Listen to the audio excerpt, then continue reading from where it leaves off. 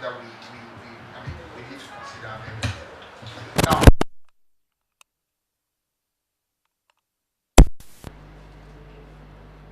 you notice, for example, that sometime 2011, prior to 2011, let's say the currency of Ghana, which is also a price, because if you're looking at the price of foreign exchange, the currency of Ghana vis-a-vis, let's say, the dollar, had some relative stability prior to 2011.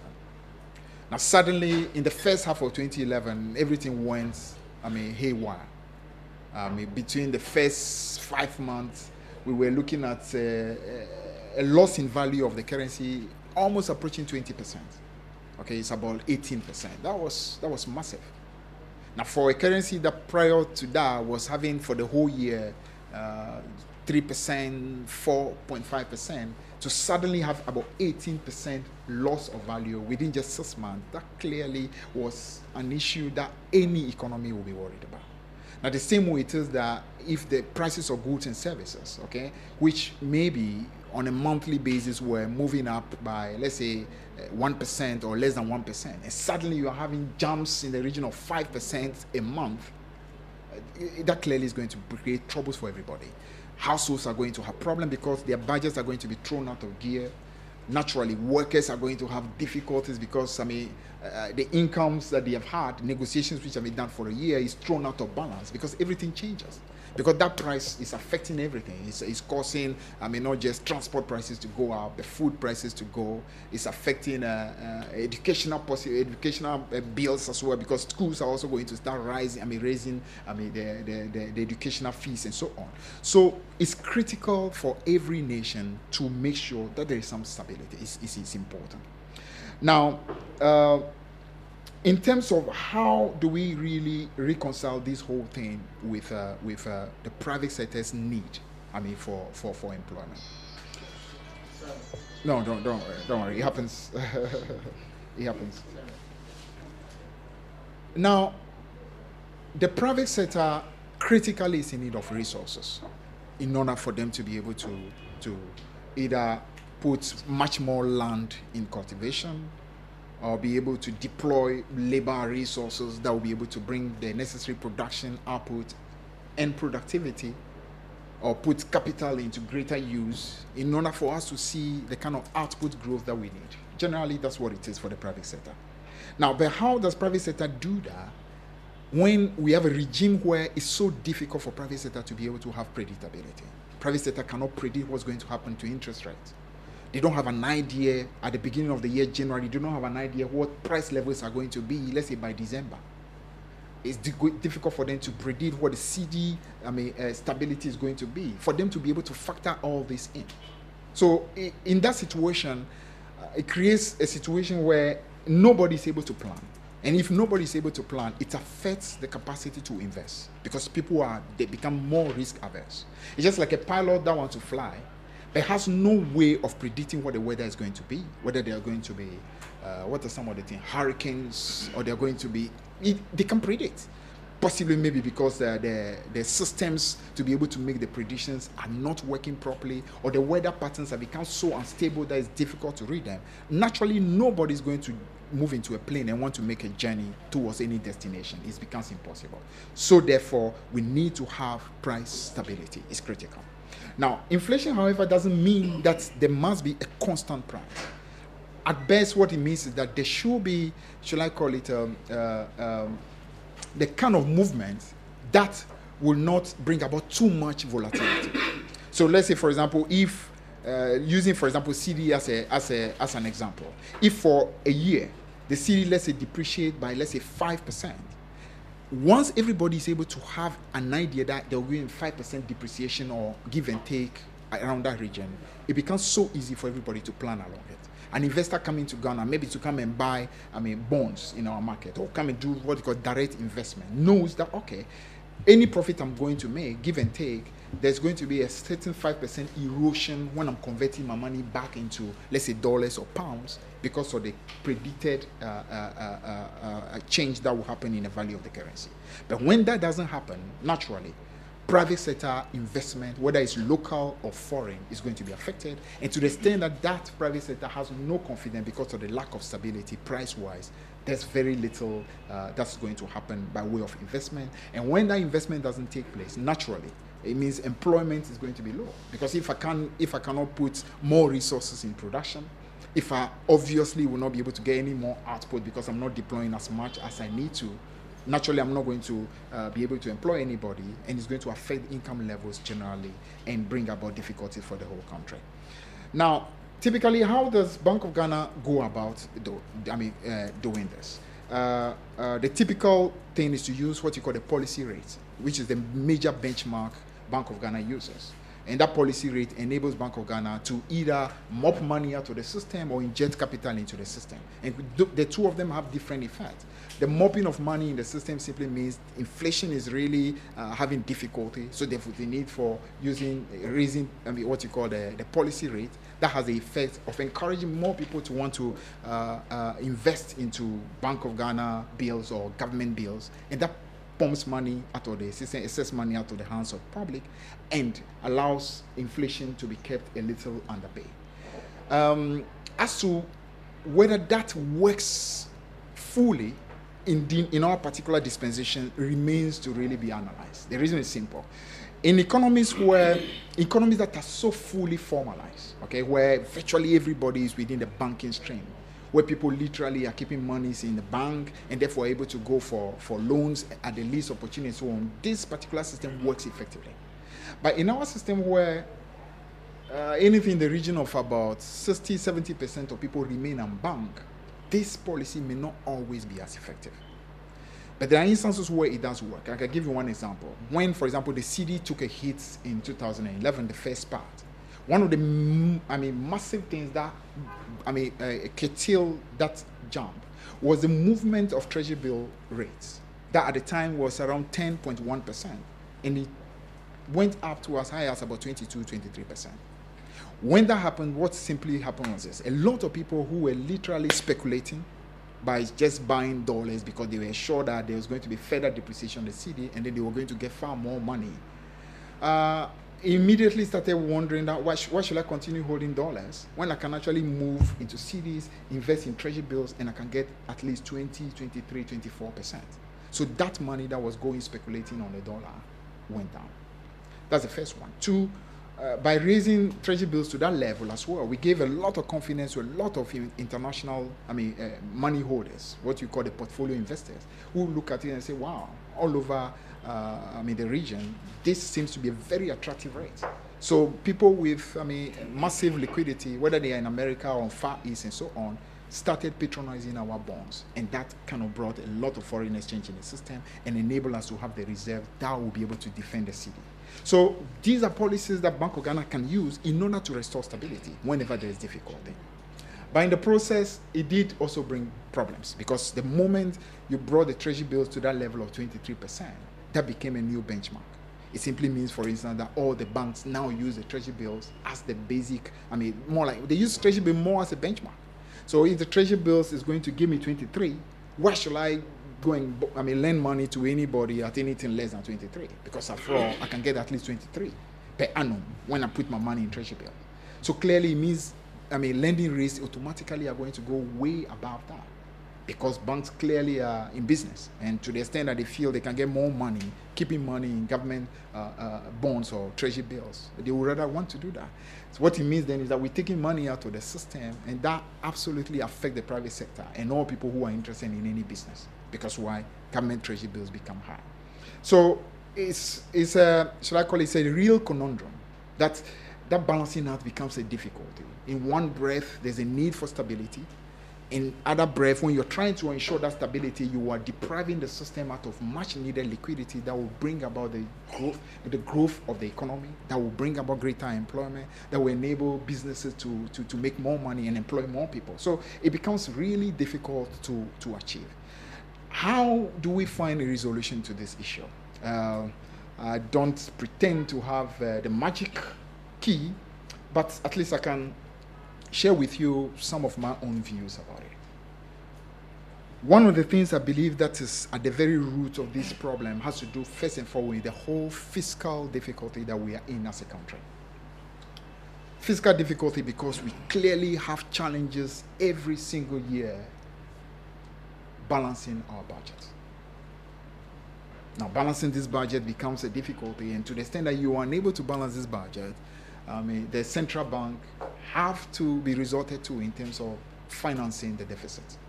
And the more the financing of that deficit is taking place by the central bank, the more it is that you are going to have difficulties controlling interest rates in the country. And that's part of the challenge. Now, why are we having difficulties balancing the budget? I think that many of you know as much as I do. It's a simple process of the needs versus the resources that are available to meet those needs. We are in a country where effectively, virtually on a year-to-year basis, huge resources have to be deployed first and foremost to meet a ballooning, and that comrades don't like to hear it, a ballooning public sector wage. That is one, for instance. And you have no option, you have to meet it. It's number one call on revenue. You have to make sure you pay, not just the basic salary, but also the allowances, but also that you also have to pay the other gratuities and also pensions. If you look at that whole compensation package, it's massive. It's massive. Sometimes the risk of oversaying it, we're looking at currently at the system where if you look at the non-earmark revenue, meaning every tax revenue that comes to us, if you remove those that are statutorily supposed to go into servicing various things, for example, Get Fund, it has already a call on that revenue statutorily. Constitution, you have to take some money for Get Fund. Some money goes to National Health Insurance. Some money goes to District Assembly Common Fund. Now, if you take out those monies, that compulsorily must go. What is left, 99.3% of them is taking care of compensation for public sector workers. Naturally, if you are using that, you still would have to get money, to be able to run, public administration. You need to be able to render services, public services. Beyond that, you need to look for money for investment, for assets that are going to bring about the transformation for the country, whether it's energy, across the country, or roads, or other infrastructure. You need to. Of course, you need to look for money to service your debts. Some of them domestic, some of them external. You can't run away from them. What choice is left? The choice that is left is, in the meantime, that's the more immediate thing, is to resort to financing. And that financing is what starts the whole process of price instability that affects the private sector. And that brings about difficulty in terms of ensuring the necessary predictability that will bring about the growth, and that will bring the employment and help everybody. So to resolve this, we need to find a solution to the fiscal deficit. There are long-term solutions, but there are also immediate solutions that must be found. Long-term will be, we need to grow the revenue base. That is the long-term. You need to grow the revenue base over the long term. The reason why they are long-term is because if it's easy to do in the immediate term, every country, for example, in Africa and the developing world, will do it quickly. Now, the fact that it can be done so easily, not just in Ghana, but Nigeria, Burkina Faso, Burundi, you can even go beyond Africa. The developing world is not that easy. It shows that there are no immediate solutions that you can find. Now, so immediately, what happens? What happens immediately is that we need to find ways in which we can tackle what you call the large deficit between what we need to do and what monies we have available. So we are either going to have to reduce further the investment we are making, meaning as a country we have to make an agreement. We need to either take care of our wages at the expense of our investment and our services, or we need to do something about the wage package in order to ensure that at least what is available for investment that will bring about growth, that will bring about transformation, that will bring about economic transformation would have to be attended to. Otherwise, we'll have to also clearly put in strategies that in the meantime would do something about some revenues. Some of the revenues you can't do much about. For example, there's very little you can do by way of direct taxes, because direct taxes are coming from people who are within a formal system. People who are in the informal sector clearly hardly pay any of these direct taxes. Even though they are a large group, it's a hydra-headed difficulty being able to really come around that. And that's why I'm saying that it's not simply a question that is limited to this country at all. It's something that basically I think the developing world is really struggling to see how they can contain and how they can overcome it in order to bring many more resources coming from the informal sector on a month-to-month basis that can bring about the kind of growth that is expected. But the final thing, because I'm sure as we go into questions, a few things that maybe I should have said that I have not said, we can go into them. The final thing I would say is this, that it's important to resolve this whole price, shall I call it unpredictability, or let's say inflation difficulties, by also looking seriously at our pricing culture. And this pricing culture is something that I feel if we don't address, it's going to haunt us as a nation and retard our progress. Now, what do I mean by our pricing culture? We have a certain fixation to wanting to overcome our poverty by, shall I call it, charging in the now as much as we can. It's almost as if we don't get this now, our poverty cannot be resolved. And here I'm talking, it's a whole society, it's the full range of our society. We see this culture as far as pricing of land or pricing of rent is concerned. The owners of property do exactly the same thing. Every opportunity, they've inflated in a way that they have to just recoup now, because I don't know, as if there's a fear that tomorrow is going not to be there. So let me make as much as I can now out of my land or out of my property immediately. But it's not just the rent owner or the property owner that is doing the same thing, or the land owner. The same thing is being done by labor. Labor, as much as it can, want to grab what it can right now. So whatever we can, let's inflate it, let's get quickly what we need now, because if we don't, we are being shortchanged. But it's not just being done by labor, it's being done also by the owners of capital. That's exactly what we see in our banking sector. As much as possible, inflate the higher rates. While you are paying very little for the deposits and the savings, you are actually making sure that you are charging exorbitant at the level of the lending. When you look at the spread, it's massive. Why? Because there's also another fixation. The banks must make profit. We don't really care about the long-term sustainability. We just want our profit now. Shareholders' equity has to be secure. We just want our profit. The same thing is affecting entrepreneurs in the country, because the fixation for that short-term profitability is so massive. It's so massive. It's not about how to sustain it. It's about how much we can make as quick as possible. Now, when you have virtually all these four, which we call the factors of production, land, labor, capital, entrepreneurs, all of them are going for what I call pricing that is not necessarily a factor of what contributions are being made, but simply determined by the need to overcome poverty and the need to literally ensure that we don't get shortchanged. Then the country is going to move into what you call a vicious spiral. And that vicious spiral is something that we need to confront. Because you see, we are not just pricing ourselves out of competition. Because, for example, if you go within the range, not just within the region, but the continent, we clearly are getting out of range, virtually on all levels. In terms of our rents, and sometimes even how many years of rent that we demand, there's no nation on this continent that is anywhere near us, pricing ourselves out of competition. In terms of labor, and the rapidity with which wage increases are going up, there's no country, on the continent where effectively about 70% of all revenue is going to pay public sector. There's no country. Average is about 35.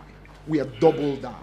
We are not just double that, we're actually threatening to go even way beyond that. And that's for labor. There is no country on the continent where you have the kind of spread that we have for interest. There's no country. If you go to anywhere in Africa, the money that is paid for savings and the money that is charged for monies that are being loaned out, the spread, what is this in Ghana is way above every other on the continent. I mean, we are literally just destroying ourselves because of the pricing culture. And when you have such a pricing culture, it's no wonder that you're going to have difficulty containing what you call price unpredictability. Because the factors that are fueling it are not what I call factors that are necessarily because of what you call the quality of the service that is being done, the increasing productivity, or the amount, the greater effort that are being generated. No, it's purely an issue of, listen, I used to get this, I want to get that. I want to get that because I feel the system, I'm getting short change, so I need to get here. And that pricing is not in accordance many times with added value. It's not in accordance with quality of service, not in accordance with quality of product. In fact, sometimes actually the quality of service and quality of product is actually worse, but the price being charged is far more. Not just for land, but also for labor, also for capital. So we need, as a people, to resolve this whole pricing, should I call it pricing culture, which is very debilitating, which is going to generally affect us, take us out of competition, and make it impossible for us to really be able to have the fast growth that we anticipate.